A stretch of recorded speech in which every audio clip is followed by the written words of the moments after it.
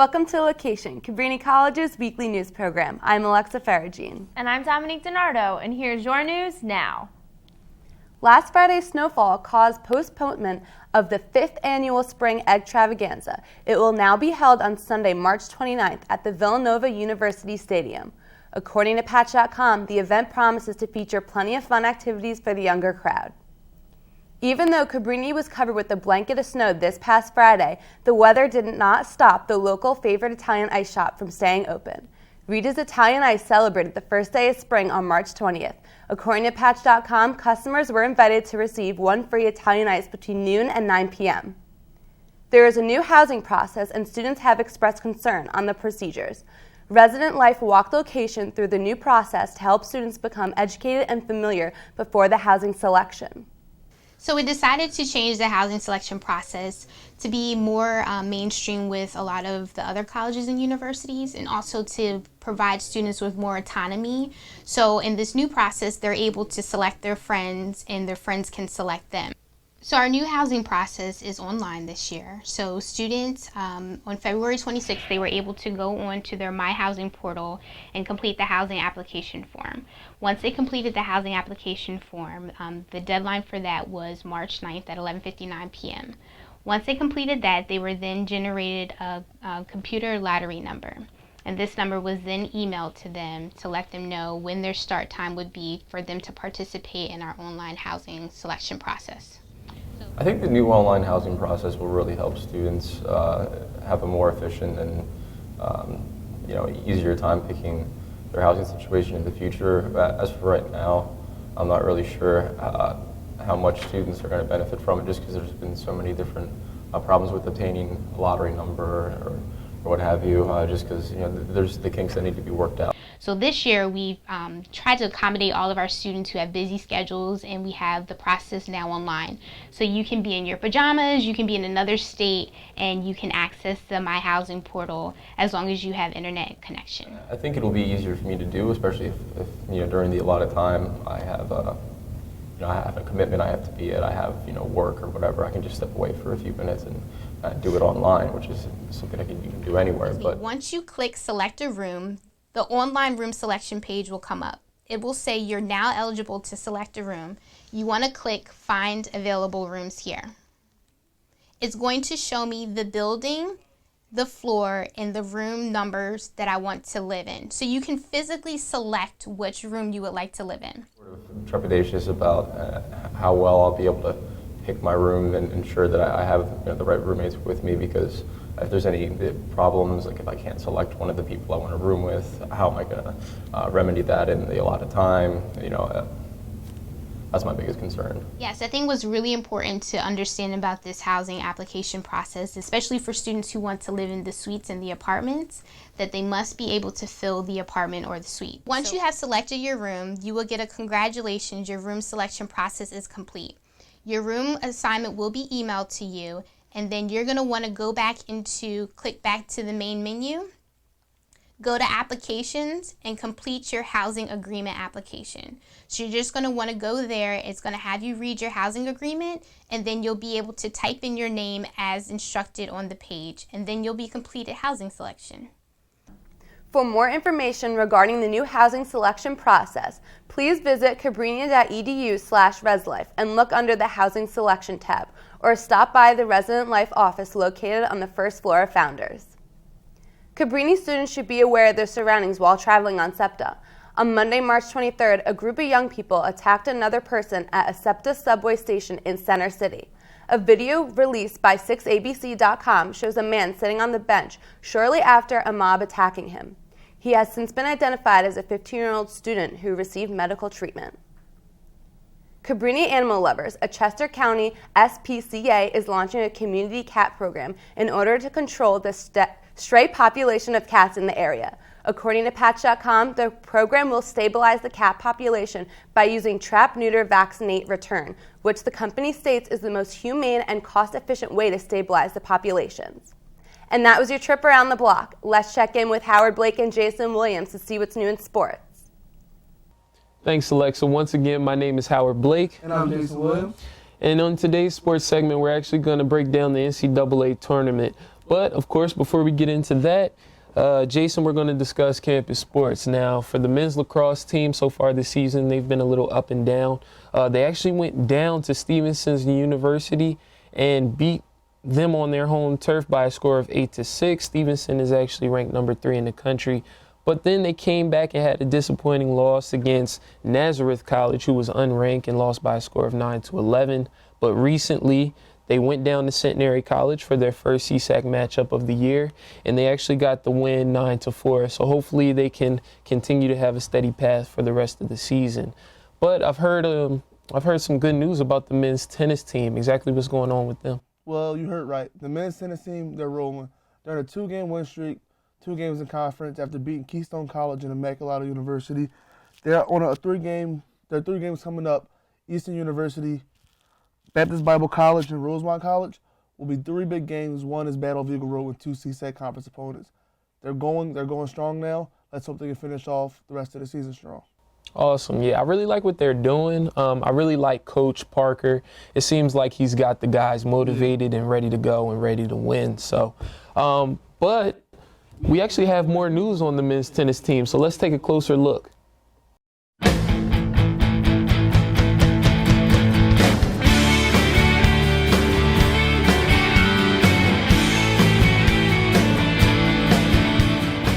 I think we're as ready as we can be. Tennis in this climate, this time of year, is very tough to prepare for. So I'm pretty happy that they've gotten in a lot of work preseason, and I really think they're ready to go. I think the guys are tired of being indoors, so they're excited to get playing. This is my first year with them, so I let them set the goals.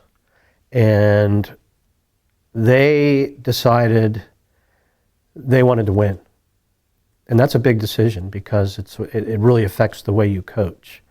So therefore, they are committed to attempting to win the CSAC, not just play and not just come in and finish second or whatever. They're attempting to win. So that makes my job a lot easier. My new assistant coach is Carol White. She is currently the head coach at CB West High School for girls. She's been there in an assistant or a head coaching position, I believe, for 8 or 9 years. So she brings a lot of coaching experience, as well as a great positive attitude. You know, I'm excited to get going with a new season. Men's tennis is a completely different animal than women's tennis here, and probably anywhere else. But I'm excited to get started and get these guys playing actual matches. And the season goes very quickly, so it's over in a blink of an eye. So you really have to enjoy the moments you're in. That's my biggest message to them, is like, this will be gone before you wake up and you'll have graduated or whatever. So let's try and not only go out and try to win, but let's try to have a good time. Well, okay, Jason, of course, like we said, we're going to discuss the NCAA tournament. Now, it's been exciting so far. It's been a lot of upsets.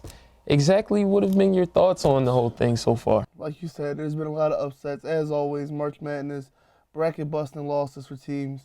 Starting around 64, you had a team, 14 seed Georgia State, beating Baylor on a game-winning 3.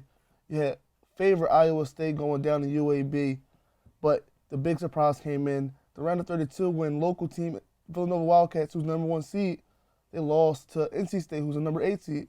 So there's always, those Cinderella stories. Very true, very true. Now, exactly who do you have winning the whole thing? Who's your national champion? The Kentucky Wildcats. They're 34-0 at this point, chasing history. They'll be the first team to finish 40-0 if all goes well. But like I said, it's March Madness. You never know what can happen. Exactly, and I'm kind of different. I'm going to stray away from what everyone else is saying. I'm going with Arizona. Their backcourt is really tough. I really like Stanley Johnson. He's one of my favorite guards right now. And hopefully my Sixers can pick him up in the draft, hopefully. But yeah, I'm just going with that. Not for any reason in particular. I think it's hard to produce an undefeated season. Not saying that Kentucky can't do it, because I definitely think they can. But that's just very hard to do. So I'm going with Arizona. Yep, but that's it for this week's sports news. So let's send it back to Dominique at the news desk. After Prime Minister Bibi Netanyahu's win in the Israeli election, he apologized to Arab voters. According to BBC News, Netanyahu told voters to get out there and vote because the Arabs were voting in droves. Netanyahu claims he regrets saying that and did not mean to offend anyone. ISIS has posted another video gone viral. In this bone-chilling video, ISIS is starting to recruit members from Afghanistan. All faces shown were completely covered and no one's identity was exposed. However, according to CNN, this is troubling because of the surplus potential militants in Afghanistan. Vietnam is opening up for historical tourism. During the Vietnam War, there were many underground tunnels that families would live in. Previously compared to being in an alternate world, people are intrigued by this. Now, through an appointment with District 10, historians can take a look at the harsh conditions these families endured during the war. In Bihar, India, parents will do anything to see their children succeed in school. According to CNN, many parents scaled a building of a school, holding up a cheat sheet for their students to view through a window. Pictures of this were taken during their end-of-year exams. And those were this week's big issues. Let's check in with Morgan Williams for your entertainment update. Iggy Azalea told Vogue that she has breast implants. She talks about how she's been putting on paddings before her performances, and she's tired of it. So why not get breast implants? It makes things a little easier, right? Iggy says that she is supposed to keep breast implants a secret, but she's never been good at keeping secrets. She says her body has always been curvy, and she has always had a small waistline, so she learned how to dress for her figure. I'm jealous, Iggy. You should come out with a workout plan. I mean, I would buy it. Would you? Season 1 of Empire is officially over. It is honestly one of my favorite shows. But listen to this news. So apparently Fox's Empire is losing its name. They are in a legal battle with Empire Distribution, and it's out in California. They say that they are the ones who hold the legal rights to the name Empire, and that Fox's television show has tarnished the name based on their storyline. Fox refuses to sit back and change the name of the show, so they filed a prevented lawsuit to keep the name, according to E! News. What do you think about this topic? Do you think that they will be able to keep the name? Tweet us at LOQation News to tell us what you think. If you do not know by now, I'm sad to say this, but Angelina Jolie has been fighting cancer for years. And last week she had surgery because she carried the gene for ovarian cancer. Within her surgery, she had her ovaries and fallopian tubes removed. During this difficult time, Jolie says that she is staying strong for her family and that she wants to live to see her grandchildren. She states, "It is not easy to make these decisions, but it is possible to take control and tackle head-on any health issue. You can seek advice, learn about the options, and make the choices that are right for you. Knowledge is power." Jolie is a very strong woman, and we shall keep you in our prayers, beautiful. Matt Slutz is the writing specialist in the Writing Center. But did you know that he was a student at Cabrini?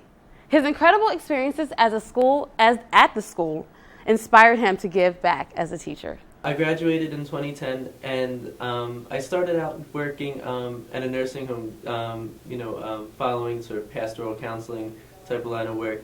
And then I decided that wasn't quite for me, and I decided to pursue my Master's of Education.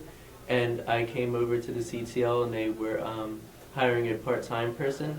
So I entered as a part-time professional writing tutor, and after that spring semester 2011, I became full-time. My role is to provide direct service to students, so they could sign up on the schedule and meet with me, or have appointments with me, and I'll meet with them to review their writing, to brainstorm with them, to help them build writing skills or their confidence with writing. So when I was an undergraduate, I came in the honors program, and it really gave me a chance to sort of, stretch out. So the academics, they were really important, but my time with the golf team, although I really didn't play much, they kind of just, kept me around for the good times. That was where I, felt most comfortable. I met my 3 best friends through that, and I'm still friends. Very grateful to Lisa and the CTL for having me back. I guess if I was a peer tutor as an undergraduate, peer tutor and classroom coach. So to bring what I've learned, as an undergraduate and really practice that and apply it, here has just been incredible. This is my first year working there. A lot of my friends who were upperclassmen in the English department last year recommended that I apply. And then I was also a classroom coach, so I was familiar with Cassie. But then as of this year, it transitioned to Matt being in charge of it. So that's how I got to know Matt. He's a great guy to work with. He's very laid back and easygoing about everything, and it makes it a nice work environment. When Matt was an undergraduate here at Cabrini, he was a peer tutor, and he did such a wonderful job. Then that when he decided to come back for graduate school, I looked into seeing how he might work with us some more. And it just so happened that a position was opening in our writing center, and I thought he would be wonderful. Matt teaches not only in the ECG curriculum, but also in our English department, a writing intensive course. And he does fantastic work. I think he's very aware of the mission of the college, and the way he approaches working with students, I think, is such a perfect expression of that. He's so thoughtful and smart, and he really just helps students embrace their work and feel ever more confident about what they're capable of. Well, that was your entertainment update. Now let's head over to the news desk. So what do you guys think of the possible name change with Empire? I hate it. I think that they're a brand, they're Empire on Fox, Empire Wednesdays. I don't know what they're going to do. It's funny because E! News came out with a list of like other names that they could have. One of them was called Drip Drop, Trippity Drop. I like that song though. It's a good song. But that's all we have for you this week on Location News. Make sure you're staying up to date with us on social media. Simply search Location News. Now let's see what's coming up next week on Location News. Have a great week, Cabrini. Next time on Location News. First, we'll get to meet some of the international professors who teach at Cabrini. Then we see why Cabrini faculty will be teaching classes in high school settings. And then we cover the Ivy Young Willis Award.